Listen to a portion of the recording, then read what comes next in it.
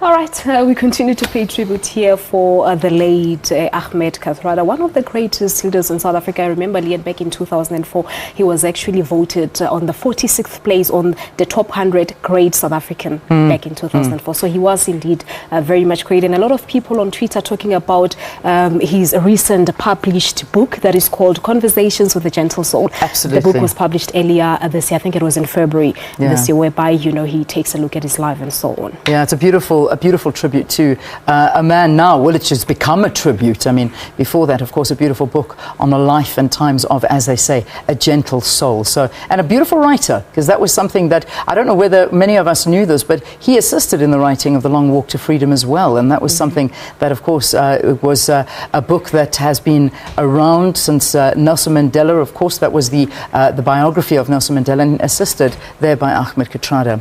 So a few members of parliament who served with Ahmed Kathrada in the first democratic parliament in 1994 have remembered him above all for his calm and affable demeanour. Despite being a struggle giant in his own right, and of course a close confidant and parliamentary counsellor to former President Nelson Mandela, Kathrada shunned the limelight. Ahmed Kathrada left an indelible first impression on a young Bantu Holimisa the first time they met in Umtata, shortly after his release from Robben Island in the late 80s. So memorable was that moment and subsequent meetings between the two men that Holimisa now recalls each meeting as if it were yesterday. The first time I met Honorable Kathrada was in 1989, when we welcomed him together with other colleagues of his who were just released by F.W. de Klerk, when we welcomed them in Umtata in 1989.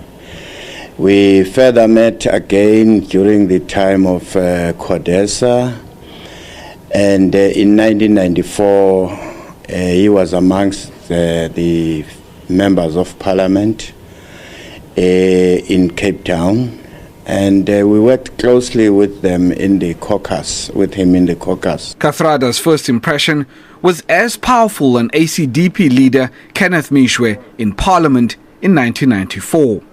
We're engaging with Babu Kathrada as a father in the nation. Even though he was not the head of state, he had that image that commanded respect of everybody who interacted with him. Both Holimisa and Mishwe recall quite fondly Kathrada's easygoing and affable nature, qualities they believe made him the perfect candidate to serve former President Nelson Mandela as his parliamentary counsel.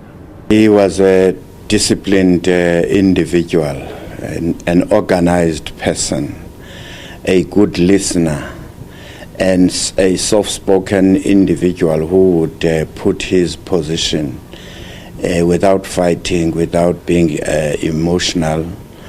That's why I guess that he got the ear of Madiba all the time. He was not a difficult man. He was an easy man, simple man, approachable man.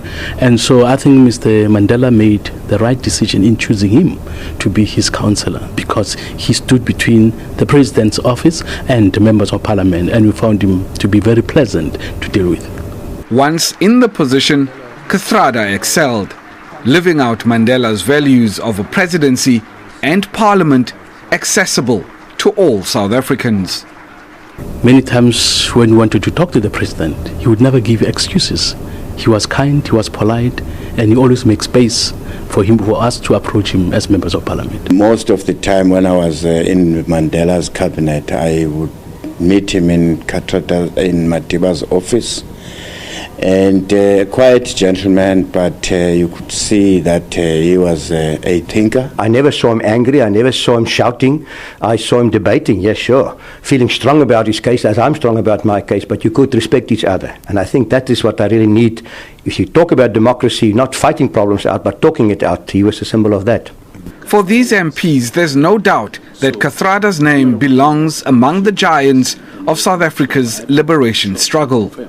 But they also stress that his subsequent work in a democratic South Africa puts his name and legacy equal to that of his old friend and confidant, Nelson Mandela. When Parliament remembers the successes of the first Parliament, he's one man that must come next to Tata Madiba.